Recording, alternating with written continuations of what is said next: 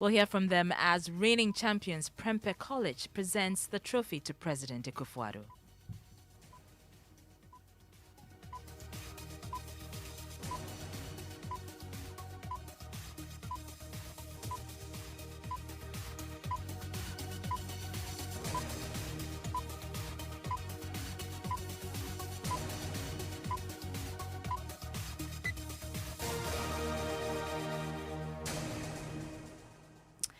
I'm Barbara Kumson. As always, thank you for choosing us. We are your home of independent, fearless, and credible journalism. In our first story, deploy a self-registration app in dealing with the congestion that has characterized the second phase of the SIM card re-registration exercise. That's the call by Member of Parliament's Communications Committee, Sam Jatta George. His call follows the delays and long queues mobile phone customers have had to endure during the second phase of the exercise.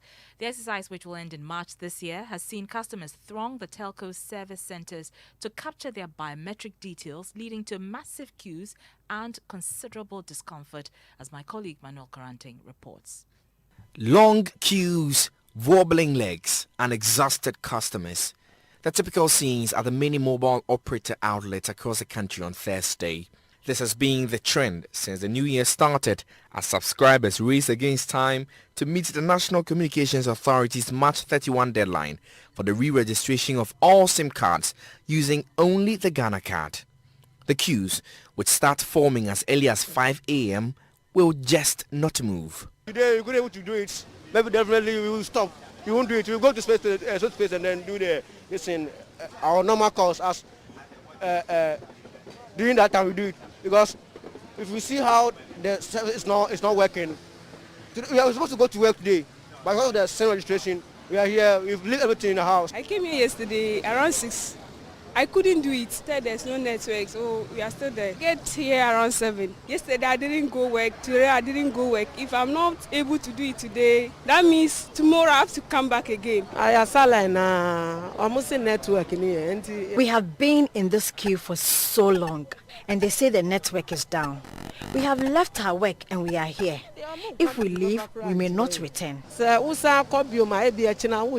the Ring Road office of MTN, the wait had almost become a punishment. The legs of 66-year-old Auntie Emilia could not hold any longer. She finally sat on the bare floor after waiting several hours without progress. Been here from 6 a.m. We have been in this queue since then, and they keep telling us the same thing. Manuel Karanting's report there. Well, CEO of the Telecoms Chamber, Dr. Ken Ashigbe, says the app being used has had some downtime, but is being worked on. The challenges that are confronting us is the fact that we're using an application that has been developed by the NTA's technical partner, Kelmy GVG, which then allows the second phase of the registration. This particular app has, as a new app, has had its challenges based on the numbers that are in there. But fortunately, Kelvin GVG has been developing a lot of updates. So even as we speak, we know that this evening there's a new update that is going to come that seeks to improve the time, to be able to deliver all of that. And then also the app itself, by its very nature, requires you to use a high-spec phone that would be able to take pictures of the biometric, the thumb prints, as well as the facial pictures as well. Dr. Ken Ashigbe says they have plans to decentralize the process and go down into community schools and other such places to reduce the crowd at the service centers. We should be able to design a system again that enable some people to do some self-test, even with a biometric app. Because if you have a system in which I can put my finger on a particular device and then be able to link that device to the NIA database, in terms of making sure that other venues and other locations, including going into the communities, going into institutions, and for me, I think as a last resort, being able to even then put up a system that does a lot of self-service, even with a second, then we will be able to reduce the numbers that we are seeing. He's also been expressing concerns about the fear of the spread of COVID-19 due to the massing up of people at the centers. The ministry is concerned, the NTA is concerned, and so it's all part of the reasons why, other ways we're finding ways in which we can reduce the queues that, are massing up at these various centers so that, we can still ensure that this Omicron variant that we're dealing with, we are able to manage that. But definitely, lives, as the president has said, we will be able to re-register a SIM later, but when a life is lost, that cannot come back. So definitely the health concerns are center at what it is that we're doing. Dr. Ken Ashigbe is a CEO of the Telecoms Chamber. A member of Parliament's Communications Committee, Sam Jatta George, has been speaking on this matter. In a Facebook post, he said, "On a matter of principles, I am not against the SIM card re-registration. I am, however, against the narrow and cumbersome approach the National Communications Authority and the Ministry of Communications and Digitalization have taken. I believe the interpretation of LI 2006 and combined effect of LI 2111 do not sum up to the dreadful spectacles we see. I urge the ministry to, as a matter of urgency, employ a two-pronged approach. Firstly, the ministry should expand the acceptable documentation for registration to include the voter's ID card and the Ghanaian passport. Secondly, the ministry should deploy a self-registration app and shortcode that allows you to upload the details of these biometric cards. That's the Ghana card, the voter's ID card, and the Ghanaian passport. This is a pragmatic approach that protects Ghanaians in this pandemic era, ensures massive compliance with the registration directives, and provides us a safer digital ecosystem. I hope the ministry takes these suggestions in good faith and explore implementation protocol." So that's a statement on the Facebook page of member of Parliament's Communications Committee, Sam Jatta George, who we're expecting to connect and have a discussion with on this particular matter.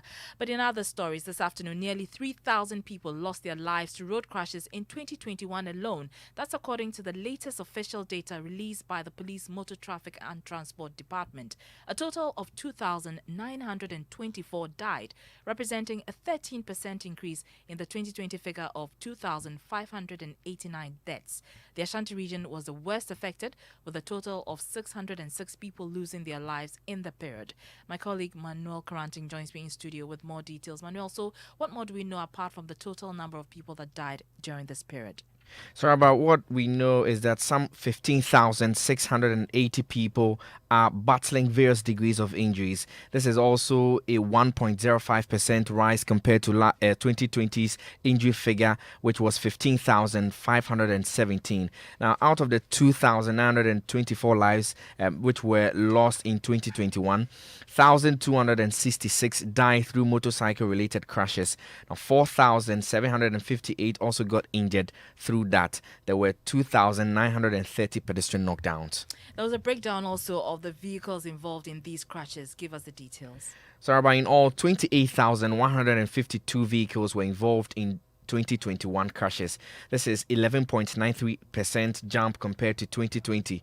Now, there's a regional breakdown with the Ashanti region being the worst hit, with 606 people being killed there and 3,890 getting injured. The Eastern region followed with 471 deaths and 2,598 injuries. In the Greater Accra region, 442 people were killed and 2,611 people suffered various degrees of injuries. Now, the least recorded mortality region was the Northeast region, with only 18 people dying and 57 people getting injured. The OT region followed with 20 deaths and 19 injuries. So the question is, what is the MTTD doing to avert further deaths? We can listen to Director of Public Affairs of the Ghana Police Service, Superintendent Alex Obeng, who says police have increased monitoring on the roads to help check the menace. But then with the capacity we have with the surveillance sensors, we are able to monitor it day and night. Having said that, we have intensified our patrols such that we are not only on horseback at the beaches, and we also on motorbikes. We have enhanced it, and the visibility patrols are enhanced almost everywhere. We have static duty point officers who are also, most of them, fully armed to ensure that at strategic locations where crime is likely to occur, we strengthen and make it difficult for those who are willing to have the field day and those who are normal patrols, and our call-out lines 191, 112, 18555 is also vibrant, and police alert on the bridge to ensure that calls that come, we respond to it. Urban policing is almost everywhere, and that's why we back it up with consistent.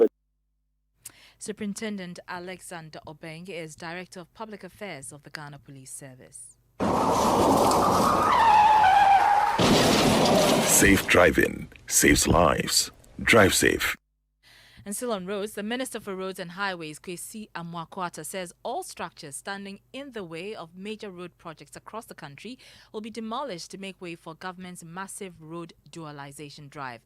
While touring some road projects in the Tamale metropolis in the northern region, the minister stressed that no single individual will be allowed to stand in the way of national interest. With 2022 also christened Year of Roads, Mr. Makwata said government had observed the deliberate siting of other projects along major roads. He says that will not be countenanced. Northern Regional Correspondent Martina Bugri has more.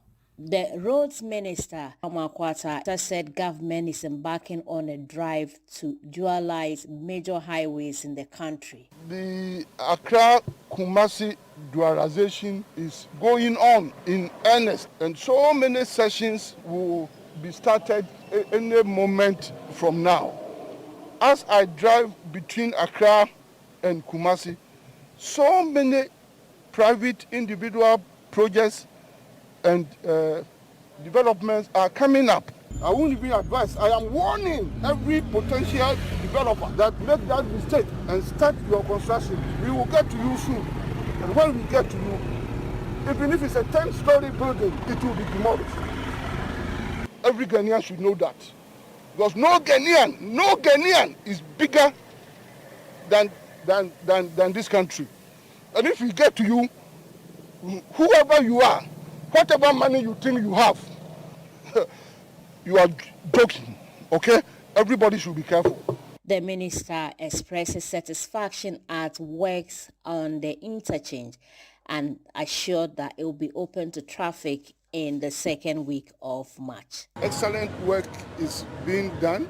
The contractors, together with the resident engineer who is the consultant, have assured me that every work associated with it will be completed by the end of February. So the first 2 weeks in March, they will use to tidy up the place completely, and then anytime from mid-March, His Excellency, the President, will commission this project on behalf of the government and the good people of this country. The Northern Regional Minister, Shani Alhassan Shaibu, said the provision of the interchange will relieve the stress commuters go through in the metropolis. The provision of this interchange will relieve us from the stress that people go through, commuters go through. This is... And that report was filed by our Northern Regional Correspondent, Martina Bugri.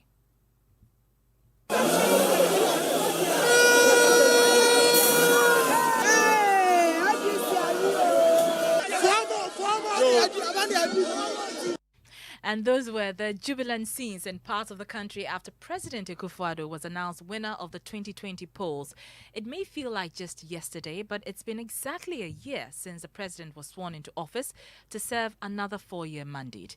He beat John Mahama by a margin of about 500,000 votes, securing a total of 6,730,413 votes, representing 51.295%. But a year on, an election petition, a series of demonstrations, labor agitations, and increasing cost of living, the jury is out on whether President Akufo-Addo and his government have lived up to expectation. We'll hear the verdict of the main opposition shortly, but first, though, listen to what some of you have been telling us. The first term was better, but I believe the COVID-19 affected his second term. So, things are not moving on well as it should have been. Fuel prices are high, but it's all over the world. For the first term, he did very well, and then I think things work out. But the second term seems the way things are going, and then I think there has been a hardship in the economy, and then people are suffering a lot. Yeah, I think, and then there has been inflation is everywhere, and then day in, day out, price of goods are always increasing. People don't have work to do, and then people are suffering. So what I'm suspecting for the president will do, he said, people need work. Need work. So people, they are make criminal things. So if they like work day, and then I think say people no go do that. First term is a little better. None of them is okay, but the first term is better. Second term, not encouraging at all. It's been challenging. It hasn't been encouraging. The governance, the management, the economy, we are all reading and we are all seeing stuffs. So we hope that he does well. By the time he leaves his office or by the time his term ends, he proves something right. So you heard a cross-section of Ghanaians there, their verdict on the second term of the first year of the second term of the president. Well, the NDC says government has been insensitive to the plight of Ghanaians. Sami Jemfi is National Communications Officer. Of hardship, corruption, and wastage. That is how we will describe the first year of the second term. And they've had a negative ripple effect on general prices of goods and services. In addition to these new fuel taxes, were also astronomical hikes in existing fuel taxes, the bust margin, the fuel market margin, and all the existing fuel levies and margins were increased astronomically by government all in the year 2021. And so these draconian tax measures, which were introduced by the Kufuor-Bawumia government in 2021, coupled with the free fall of the cedi, coupled with persistent fuel increases, and the increase. So that's the NDC's National Communications Officer, Sami Jemfi there. Thankfully, we are joined on the line by Director of Communications for the MPP, Ya Boabeng Asamoah. Many thanks for your time, Mr. Boabeng Asamoah. So you heard the verdict of some Ghanaians there. What do you make of their thoughts? I haven't heard any verdict. I haven't been listening to you. I think that we also deserve our point of view. It's been a difficult year exiting COVID, but we are gradually restoring economic and social positions we had before. I think the biggest gain over the year has been foreign relations, where we have managed to get the development bank going with support, international support. Vaccine diplomacy has been a huge success, touching on migration issues and otherwise. And of course, the African Free Trade Area that we've located in Ghana. Our flagship programs are ongoing, especially roads. The president opened several 1D, 1F factories. Education reform is on track. We've got the initial products of the WASI, 3SHs coming in, and it's all well and good. And then, very importantly, an enhanced internal security, police and military equipment and support, strengthen them, leadership as well. And we are establishing a path forward through the hung parliament. That's a major necessity for political stability.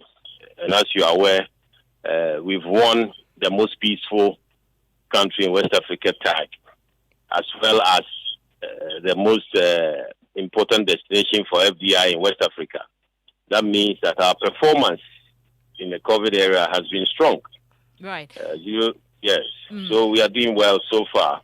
That may be well and It's been a difficult year, but we are doing well. That may be well and good, but I mean, at the core of the concerns being raised by a majority of Ghanaians is the increasing cost of living. How do you respond to concerns of that nature? Increasing cost of living is not just the government's doing. That's what I'm saying. We are restoring economic and social balance gradually. We're actually importing the cost of living from abroad due to the ravages of COVID on international economies. we are a very import-dependent economy. Most of the things we use in this country are imported. Prices for those things are rising because production is down and expensive abroad. Travel, freight charges are very expensive. Container charges have become extremely expensive. So all the things we are dependent on and we are importing are very, very expensive. So we are literally importing international price rises and inflation into our country. So it's not just the government's doing, it is part of the international reality of post-COVID recovery. But there are those who would argue that it is part of the government's doing. It is your responsibility to manage the economy. So if we are feeling the pinch, surely you must take the blame. Of course. It's not about blame. It's about looking forward progressively. Nowhere have we repudiated responsibility. The president has acknowledged that conditions are very difficult. He has said it often recently in all his speeches. That conditions are very difficult, but we are working towards ameliorating those conditions. That's how come we have kept our flagship programs going. We are still paying school fees across board. We are still energizing the energy sector, making sure that we have energy and that we have it to do our businesses, small-scale businesses and other businesses. We are implementing the Obatampa Cares program. That's why now the 2022 budget is focusing on securing sustainable revenues for investment into growth and long-term development. So it's not as if the presidency and the government do not acknowledge where we are coming from. But at least we are proud enough to be one of the 30 economies which are fast emerging from COVID worldwide. We were fortunate not to go into depression during COVID. We maintained growth at 0.4%. We didn't go into negative. And now we are rebounding into beyond 3%, towards 4%. So yes, there are difficulties, but yes, we are working hard towards managing those difficulties. Do you think that the party is at the point where you think you overpromised in the lead up to the 2020 elections? We didn't promise. In the 2020, our platform was one of consolidation. Our flagship programs have been implemented from 2017, and we have consolidated them, and we are reinvesting in them. We didn't promise anything we are not doing. We are working on our roads, and as I heard you speak to the road minister, we've managed to complete the dualization of a portion of the Kumasi Road. I won't be surprised if we finish dualizing it over the next 3 years. We are putting in interchanges, an unprecedented 5 interchanges are already going on in the country where before there were none. We finished Pokuase. We are retooling the energy sector. These are substantial things we need to do. All right, many thanks. So that's Director of Communications for the governing MPP, Yao Boabeng Asamoah there. You're listening to the Midday News here on Joy 99.7 FM. Stories gone by. A member of Parliament's Communications Committee tasked government to adopt two-pronged approach, including deploying a self-registration app in dealing with the congestion that has characterized the second phase of the SIM card re-registration. Also, latest road accident statistics released by the police MTTD reveal nearly 3,000 people lost their lives to road crashes in 2021. That's a 13% rise in figures from the year before. Still ahead, organizers of the National Maths and Science Quiz reveal the Ghana Education Service did not provide allocated funding for the competition last year. We have had a very difficult time organizing the event this year, especially because we haven't received the funds that were supposed to be put in place. We'll hear from them after the break as the reigning champions Prempeh College presents the trophy to President Akufo-Addo.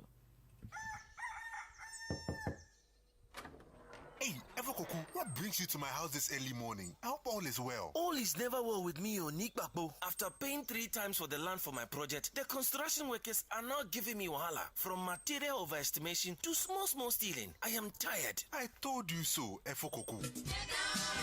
It's all because because you are trying to become builders when you're corporate workers and business people. Edlum has products tailored to meet your needs. Villas 3 at Amrahia, where there are finished homes. Conveniente, also at Amrahia, where it's contemporary but super affordable apartments. Prices start from $35,000. And the Avant-Garde, located in Adjurigano, which has sleek luxury apartments. For more information, please visit edlumhousing.com or simply call 0270-166-166. Edlum Housing, where spacious homes cost less.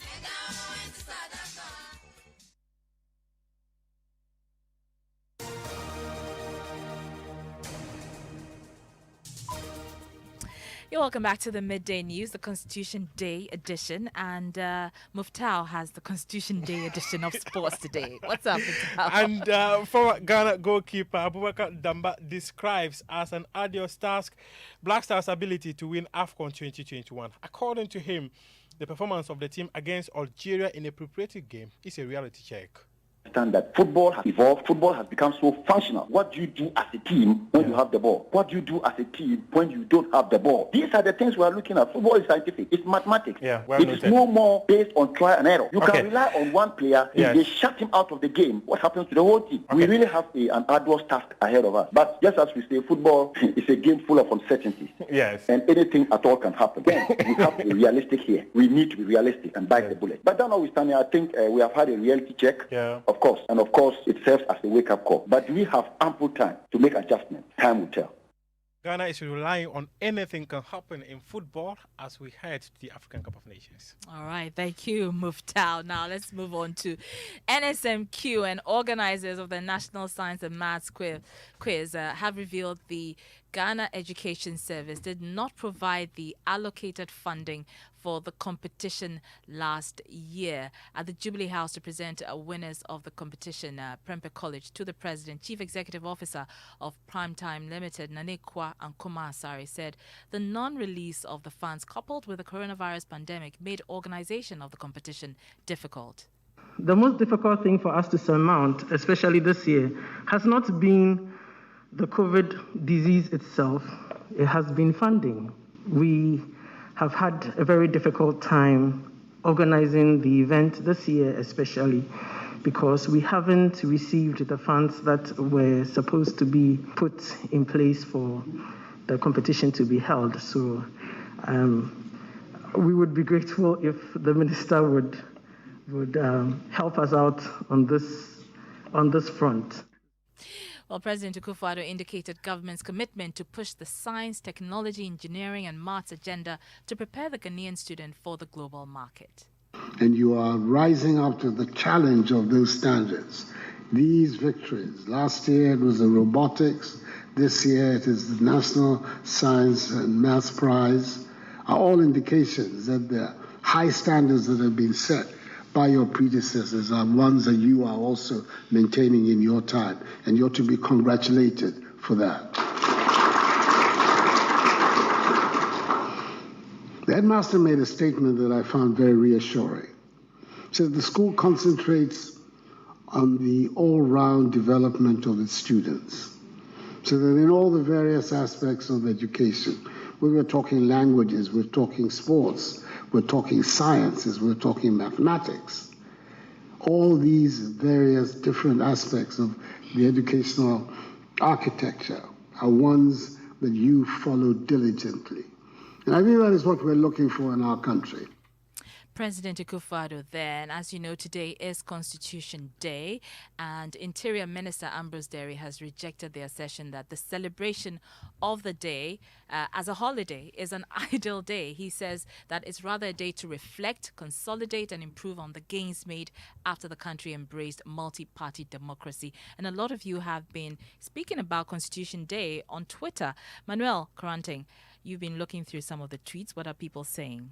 Well, so this particular handle at Sad Boys Chairman says today is Constitution Day, but most Ghanaians can't even tell what constitutes the Constitution. This one is also saying that Constitution Day holiday and all the watches sellers are out of business. what do they know about the Constitution? A couple more saying that this one says that we need to take time today to reflect on the utility of our Constitution. Is it really fit for purpose? Some of the comments on Twitter. I certainly know a lot of people are not thinking about the Constitution. They're just relaxing. And on that note, we end the midday news. Our top story: Member of Parliament's Communications Committee tasked the government to adopt a two-pronged approach, including deploying a self-registration app in dealing with the congestion that has characterized the second phase of the SIM card re-registration exercise. There's more news on myjoyonline.com. I'm Arbor Kumson. Thank you for your attention.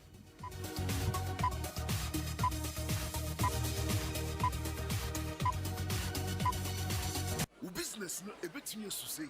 So the projections from the first quarter show a higher total gross profit for the fiscal year.